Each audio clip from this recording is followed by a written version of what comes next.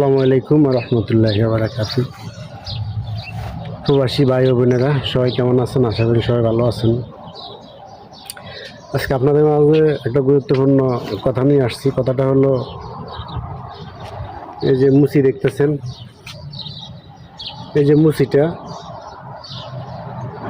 এই মুচিটা যদি পারেন আপনারা মাসে একটা খাইবেন। কারণ হচ্ছে প্রবাসে অনেক মানুষ আছে, প্রবাসে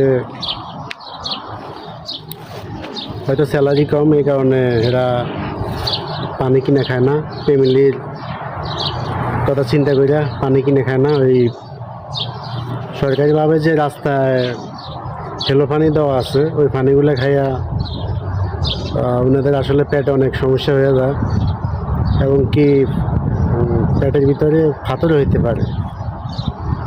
মানে এই পানির জন্য, উপবাসের পানির জন্য পেটের ভিতরে হয়তো পাথর হইতে পারে, ঠিক আছে? তো আমি বলবো বাংলাদেশি ভাই বোনেরা যারা প্রবাসে আছেন তাদের জন্য এই যে কালারটা দেখে খাইবেন, যে এই কালারের যে মুচিগুলা,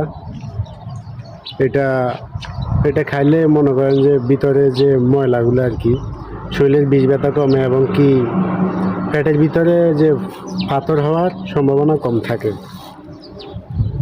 আর যদি আপনাদের কাছে টাকা পয়সা ইনকাম ভালো হয়, পানি কিনে খাইবেন, লোকাল পানি খাইবেন না। লোকাল পানি খাইলে আপনার কষ্টের সময় কেউ থাকবে না, ঠিক আছে? আপনার কষ্ট আপনাকে ভোগ করতে হবে। এই যে মুচি, এটা যদি পারেন মাসে 2টা খাইবেন, 2টা না হলেও প্রতি মাসে একটা হইলেও খাইবেন। আমার যারা প্রবাসী বাইরে আছেন তাদের উদ্দেশ্যে ভিডিওটা। আমিও প্রবাস থাকি, আমি এই যে মাসের শেষ স্যালারি পাইছি, আজকে একটা কিনলাম, তা আমি এখন খাবো আর কি। সবাই ভালো থাকেন, আসসালামু আলাইকুম।